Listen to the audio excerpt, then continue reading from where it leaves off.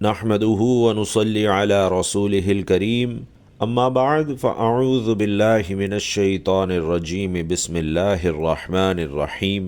السلام علیکم ورحمۃ اللہ وبرکاتہ۔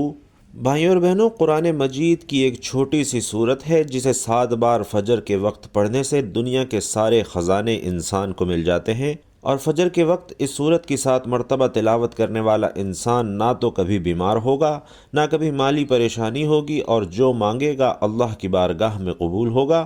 ناظرین، علماء کرام لکھتے ہیں کہ اس انسان کو دنیا کے تمام خزانے مل جاتے ہیں۔ فجر کے بابرکت وقت میں جو شخص قرآن کی یہ سورت 7 بار پڑھ لیتا ہے، جو دعا مانگیں گے قبول ہوگی انشاءاللہ۔ ایسی سورت کہ جسے آپ صبح فجر کے وقت میں 7 بار پڑھنے کا اپنا معمول بنا لیتے ہیں، تو آپ کی زندگیوں سے بیماریاں اور پریشانیاں اللہ کے فضل و کرم سے بالکل ختم ہو جائیں گی، اور دنیا کے سارے خزانے آپ کے قدموں میں ہوں گے۔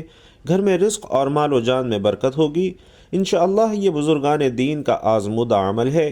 ناظرین کرام، اللہ کے احکامات کو بجا لانے اور ممنوعہ سے اجتناب برتنے کا نام بندگی اور عبادت ہے، اور اسلام کے نزدیک عبادت کا مفہوم تسبیح اور دعائیں اللہ تعالیٰ کا ذکر ہے، اور اسلام کا مطالبہ ہے کہ انسان کی پوری زندگی عبادت سے عبارت ہو۔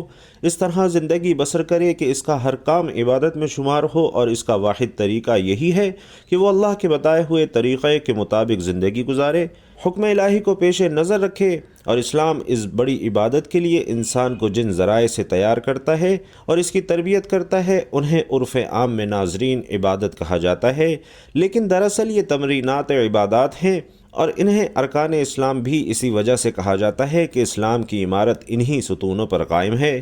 اور ارکان اسلام میں بھائیوں اور بہنوں، جیسا کہ ہم سب جانتے ہیں، سر فہرست نماز ہے۔ ان تمام عبادات میں نماز کو جو اہمیت اور فضیلت حاصل ہے، وہ کسی بھی صاحب ایمان اہل نظر سے پوشیدہ نہیں ہے، اور نماز کی اہمیت کا اندازہ اس بات سے بخوبی لگایا جا سکتا ہے کہ قرآن کریم کے ہر پیغام میں صلاۃ یعنی نماز کا لفظ حرف جلی میں موجود ہے، اور ایمان کے بعد سب سے اہم رکن جس کا مطالبہ اہل اسلام سے کیا جاتا ہے وہ نماز ہی ہے۔ نماز مسلمانوں کی دینی پہچان اور امتیازی نشان ہے، اور یہی وجہ ہے کہ قرآن و حدیث میں اس کی ادائیگی پر بہت ہی زیادہ زور اور ترک پر وعید موجود ہے۔ بفرمان نبوی صلی اللہ علیہ وسلم، نماز کے دین میں وہی اہمیت ہے جو انسانی جسم میں سر کی ہے۔ مومن اور کافر کے درمیان امتیاز کرنے والی چیز نماز ہے، لہٰذا جس نے اسے چھوڑا اس نے کفر اختیار کیا۔ اور جامع ترمذی میں اس وعید سے اندازہ لگایا جا سکتا ہے کہ اسلام میں نماز کی اہمیت کیا ہے۔ اور ناظرین، جو چیز جس قدر اہم اور ضروری ہوتی ہے، اس کی بجا آوری پر اجر و ثواب بھی اسی قدر زیادہ ملتا ہے۔ چنانچہ نماز کا ثواب بھی اس قدر زیادہ ہے کہ انسان اس کا تصور بھی نہیں کر سکتا۔ لیکن 5 وقتہ نمازوں میں فجر کے نماز کی اہمیت اور فضیلت سب سے نمایاں ہے، سب سے زیادہ ہے، اور اس کی ادائیگی پر اجر و ثواب بھی دیگر 4 نمازوں سے زیادہ ہے۔ اور اس کی وجہ یہ ہے کہ فجر کے وقت تمام دنیا نیند کی آغوش میں محو استراحت ہوتی ہے، خواب خرگوش کے مزے لے رہی ہوتی ہے، لوگوں پر غفلت اور سستی کی چادر تنی ہوتی ہے، اور ایسے میں نرم و گرم آرام دہ بستر کو چھوڑ کر اللہ کی اطاعت و محبت میں بارگاہ الہی میں سجدہ ریز ہونا بڑا ہی پرمشقت اور نفس کو زیر کرنے جیسا مشکل کام لگتا ہے۔ اور اللہ سبحانہ و تعالیٰ کی سنت ہے کہ بندے کو جس نیکی کے کرنے میں مشقت زیادہ ہو اور نفس اور شیطان سے لڑائی لڑنی پڑے، اس پر ثواب بھی زیادہ عطا کرتا ہے، چاہے وہ نیکی کتنی ہی چھوٹی کیوں نہ ہو۔ بھائیوں اور بہنوں، قرآن و حدیث سے بھی نماز، خاص کر فجر کی نماز کی قرأت اور تلاوت، قرآن کی اہمیت اجاگر ہوتی ہے، جس سے فجر کے وقت اور نماز فجر کی اہمیت کا پتہ چلتا ہے۔ ملاحظہ کیجئے، سورہ بنی اسرائیل میں فرمایا گیا ہے کہ بے شک فجر کی نماز میں پڑھے جانے والا قرآن محسوس اور مشہود ہو کر سامنے آ جاتا ہے۔ یعنی اگر فجر کی نماز میں پڑھا جانے والا قرآن سمجھ کر بغور پڑھا یا سنا جائے تو وقت فجر کے تمام انوار و تجلیات اور تمام قرآنی برکات متشکل ہو کر اللہ کے وجود اور اس کی وحدانیت کی گواہی دیتے محسوس ہوتے ہیں۔ اسی طرح احادیث نبوی صلی اللہ علیہ وسلم سے بھی نماز کی اہمیت اور فضیلت اور اس کی نورانیت کا پتہ چلتا ہے۔ آپ صلی اللہ علیہ وسلم فرماتے ہیں کہ فجر کے 2 رکعت سنت دنیا اور اس دنیا کی ہر چیز سے افضل ہے۔ اور ناظرین، قرآن و حدیث اور اسلامی لٹریچر میں دنیا سے مراد مشرق و مغرب، شمال جنوب نہیں، بلکہ دنیا سے مراد ہے یہ کائنات اور اس کے تمام تر نعمتیں، خزانے، دولت و ثروت اور حکومتی فتوحات مراد ہیں۔ سوچئے جب فجر کی 2 سنتوں کی یہ فضیلت ہے کہ پوری دنیا کی نعمتیں اور خزانے اس کے سامنے ہیچ ہیں، تو پھر فجر کے فرض کا کیا عالم ہوگا؟ صحیح مسلم کی روایت میں ہے کہ رسول علیہ الصلاۃ والسلام نے فرمایا کہ جو شخص فجر کی نماز پڑھ لیتا ہے وہ اللہ کے ذمے میں آ جاتا ہے، یعنی اللہ اس کی حفاظت کرتا ہے اور اسے کوئی بھی چیز نقصان نہیں پہنچا سکتی۔ اور بخاری اور مسلم ہی کی ایک روایت میں ہے کہ جس نے 2 ٹھنڈے وقت کی نمازیں یعنی فجر اور عصر ادا کر لی وہ جنت میں داخل ہوگا۔ یعنی آپ صلی اللہ علیہ وسلم نے فجر اور عصر ادا کر لینے والے کو جنت کی بشارت سنائی ہے۔ اور ایک اور روایت میں ہے کہ رسول علیہ الصلاۃ والسلام نے فرمایا کہ جو شخص عشاء کی نماز با جماعت پڑھے گا اسے آدھی رات کے قیام کا ثواب ملے گا، اور جو عشاء اور فجر کی نمازیں با جماعت ادا کرے گا تو اس کے لیے پوری رات کے قیام کا ثواب ہے۔ لیکن ناظرین، بدقسمتی دیکھیے کہ نماز فجر کی ادائیگی میں ہماری سستی اور کاہلی انتہا درجے تک پہنچی ہوئی ہے۔ بقیہ 4 نمازوں کے مقابلے میں فجر میں نمازی انتہائی کم تعداد میں ہوتے ہیں، اور یہی حال گھروں میں ہماری خواتین کی نماز فجر کا ہے۔ صد افسوس کہ فجر میں وہ اہتمام نہیں ہوتا جو بقیہ 4 نمازوں کی ادائیگی میں ہوتا ہے۔ موسم گرما میں راتیں چھوٹے ہونے کا بہانہ اور موسم سرما میں صبح سردی کا عذر لیں گے، لیکن ناظرین یاد رکھیے کہ ہمارا ہر بہانہ، ہمارا ہر عذر نماز میں کوتاہی اور غفلت کے سلسلے میں اللہ کے ہاں ناقابل قبول ہے۔ ہم میں سے اکثر لوگوں کو ایک شکوہ ہمیشہ رہتا ہے کہ روزی میں برکت نہیں ہے، گھروں میں برکت نہیں ہے، کتنا ہی کما لیں پتہ ہی نہیں چلتا کہ کہاں گیا۔ ہر وقت کوئی نہ کوئی پریشانی رہتی ہے، کبھی کوئی بیماری، کبھی کوئی پریشانی۔ اگر ناظرین اس تمام بے برکتی، تنگ دستی، بے روزگاری اور پریشانیوں کو ہم نماز فجر کی عدم ادائیگی کے پس منظر میں دیکھیں تو ہمیں معلوم ہو جائے گا کہ یہ سب بے برکتی اسی سبب سے ہے کہ ہم نماز فجر کی ادائیگی میں حد درجہ کوتاہی، غفلت، لاپرواہی اور سستی کا شکار ہیں۔ رسول علیہ الصلاۃ والسلام کی اس حوالے سے متعدد احادیث موجود ہیں جن میں رزق کی تقسیم اور فراوانی اور برکت کو نماز فجر کی ادائیگی کے ساتھ براہ راست مشروط کیا گیا ہے۔ حضور علیہ الصلاۃ والسلام کے قول کا مفہوم ہے کہ رزق تقسیم کرنے والا فرشتہ ہر صبح فجر کے وقت بندوں کا رزق لے کر زمین پر اترتا ہے، اور جو دروازہ فجر کے وقت کھلا ہوتا ہے فرشتے اس کا رزق دروازے پر رکھ کر چلے جاتے ہیں، اور جو دروازہ فجر کے وقت بند ہوتا ہے فرشتے اس کا رزق واپس لے کر چلے جاتے ہیں۔ ناظرین کرام، اس فرمان نبوی صلی اللہ علیہ وسلم میں فجر کے وقت دروازہ کھلا ہونے کا سیدھا مطلب یہ ہے کہ جس گھر کے افراد صبح فجر کے وقت بیدار ہو کر نماز فجر ادا کرتے ہیں انہیں ان کا رزق عطا کر دیا جاتا ہے، جبکہ دروازہ بند ہونے سے مراد یہ ہے کہ جس گھر کے رہنے والے صبح فجر کے وقت سوتے رہتے ہیں اور نماز فجر کی ادائیگی میں غفلت اور کوتاہی کے مرتکب ہوتے ہیں انہیں ان کے رزق سے محروم رکھا جاتا ہے۔ اسی طرح رسول علیہ الصلاۃ والسلام کے فرمان کے مطابق فجر اور عشاء کی نماز خیر اور برکات سے معمور ہیں، اور ان 2 نمازوں کی ادائیگی بے شمار نیکیوں اور ثواب کے ذخائر اور رزق اور برکتوں کے خزانے جمع کرنے کا سبب ہے۔ جیسا کہ رسول علیہ الصلاۃ والسلام فرماتے ہیں کہ اگر لوگوں کو عشاء اور فجر کی نمازوں کا ثواب یعنی اجر اور خیر و برکات معلوم ہو جائیں تو وہ ان 2 نمازوں میں ضرور آئیں، چاہے کولوں کے بل گھسیٹتے ہوئے ہی کیوں نہ آنا پڑے۔ ناظرین، ہم میں سے اکثر خصوصاً نماز فجر اور عموماً دیگر نمازوں کو چھوڑ کر اپنے گھروں میں خیر و برکات کے لیے دیگر تمام کام کرتے ہیں۔ قرآن خوانی، میلاد کی محافل کے انعقاد، لوح قرآنی کے تعویذ آویزہ کرنے جیسے نیک کاموں کی طرف متوجہ ہوتے ہیں۔ ان سے تو انکار نہیں کہ بلا شبہ ان تمام چیزوں میں برکت کا عنصر موجود ہوتا ہے، لیکن قرآن خوانی ہو، محفل میلاد ہو، لوح قرآنی کے نقوش گھر میں آویزہ کرنے سے خیر و برکات کا ہونا نماز کی ادائیگی سے ہی مشروط ہے، اور ہر خیر اور برکت کے سوتے نماز سے پھوٹتے ہیں۔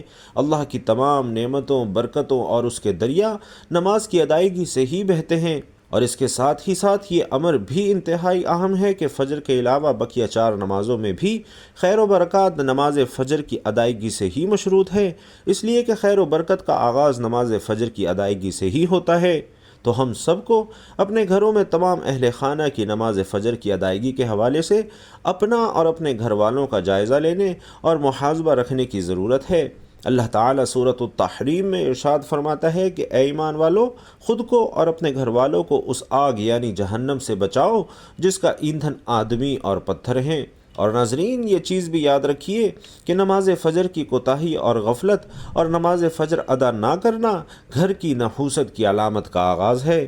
رسول علیہ السلام نے ایسے مسلمان کو خبیث اور منافق قرار دیا ہے۔ آپ صلی اللہ علیہ وسلم نے فرمایا کہ ایسے شخص کو میرا دل چاہتا ہے آگ لگا کر جلا دوں۔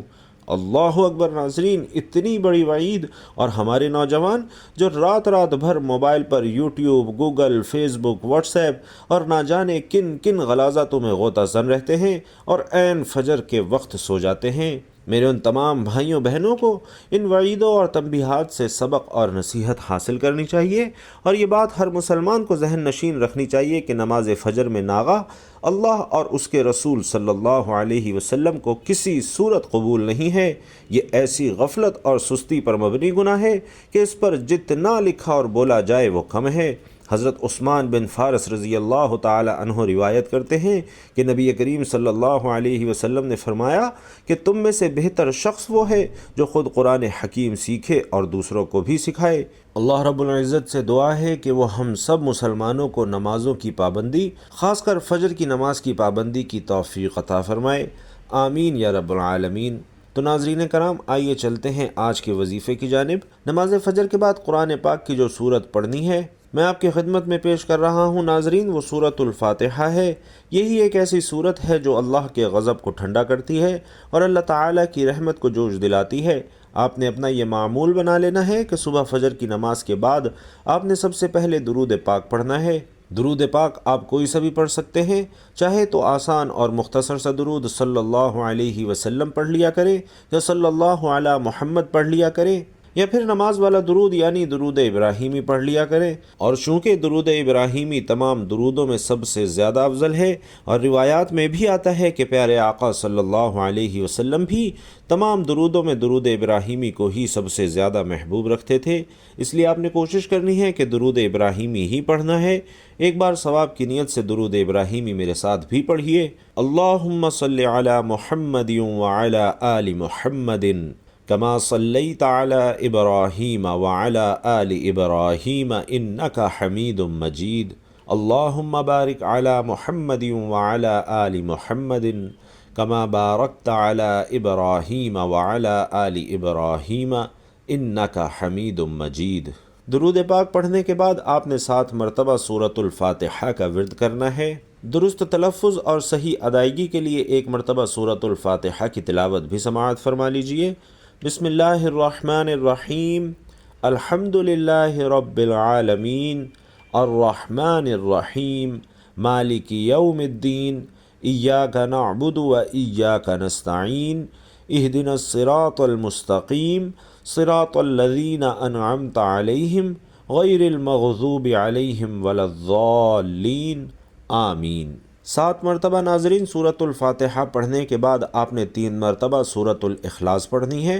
بسم اللہ الرحمن الرحیم، قل هو اللہ احد اللہ الصمد لم یلد ولم یولد ولم یکن لہ کفوا احد، اور 3 مرتبہ سورۃ الاخلاص پڑھنے کے بعد آخر میں آپ نے درود پاک پڑھنا ہے جو آپ نے عمل کے شروع میں پڑھا تھا۔ ناظرین، علماء کرام بیان کرتے ہیں کہ نماز فجر کے بعد سورۃ الفاتحہ کا یہ وظیفہ کرنے والے کی زندگی میں انتہائی مثبت تبدیلیاں آتی ہیں۔ ہر طرح کی بیماری، سستی، کاہلی، کمی کوتاہی، بے برکتی، بے اتفاقی، بے توجہی، بے رغبتی انسان کی زندگی سے نکل جاتی ہے، اور چند ہی دن کے لگاتار عمل سے انشاءاللہ قرآن کے اور اسلام کے اسرار و رموز آپ پر آشکار ہونا شروع ہو جاتے ہیں۔ اللہ تعالیٰ ایسے شخص کو اپنے خاص اور مقرب بندوں میں شامل فرما لیتا ہے، اور پھر اس کے تمام حاجات اللہ سبحانہ و تعالیٰ اپنے ذمہ کرم میں لے لیتا ہے، اور ایسے ایسے غیبی خزانے اللہ اپنی قدرت کاملہ سے اسے عطا فرماتا ہے کہ جن کا گمان بھی کسی انسان کے دل و دماغ میں نہیں گزرتا۔ اس کی زبان سے نکلی ہر بات اللہ عز و جل کے ہاں شرف قبولیت حاصل کرنے لگتی ہے۔ تو ناظرین، چند ہی دن کے عمل سے انسان کی زبان میں وہ تاثیر پیدا ہونے لگتی ہے کہ ایسا شخص اگر کسی بیمار کو 7 بار سورۃ الفاتحہ پڑھ کر دم بھی کر دے تو اللہ اسے شفا عطا فرما دیتا ہے۔ ایسا انسان جو روزانہ فجر میں 7 مرتبہ سورۃ الفاتحہ کا یہ ورد کرتا ہے تو دن بھر اس کے رزق میں، مال و دولت میں، اس کی صحت میں اضافہ ہوتا جاتا ہے، برکت ہوتی جاتی ہے، اور ایسے انسان کے معاملات میں اللہ کی رحمتیں اور برکتیں شامل حال ہو جاتی ہیں۔ الغرض ایسا انسان اللہ تعالیٰ سے جو بھی مانگتا ہے تو اللہ تعالیٰ اسے شرف قبولیت ضرور عطا فرماتا ہے۔ اور ناظرین، آنکھوں دیکھی بات ہے کہ جس نے بھی اس وظیفے کو اپنی زندگی میں شامل کیا اس نے اپنی آنکھوں سے رحمتوں اور برکتوں کا نزول بھی دیکھا۔ تو آپ لوگ بھی نماز فجر کے بعد سورۃ الفاتحہ کے اس وظیفے کو اپنا معمول بنا لیجئے، انشاءاللہ ہر طرح کی خیر و برکات آپ کو ضرور حاصل ہوں گی۔ اللہ تبارک و تعالی سے دعا کرتا ہوں کہ نیکی کی بات کو سننے، سمجھنے اور اس پر عمل کرنے کی طاقت اور توفیق ہم سب کو مرحمت فرمائے، میرا سنانا اور آپ کا سننا اپنی بارگاہ میں قبول و منظور فرمائے۔ اور محترم ناظرین، آخر میں آپ سے گزارش ہے کہ اللہ تعالیٰ کا ایک خوبصورت نام کمنٹ باکس میں ہمارے لیے ہدیتاً تحفتاً ضرور لکھیے گا۔ اللہ تعالیٰ آپ سب کا حامی و ناصر ہو، آمین یا رب العالمین۔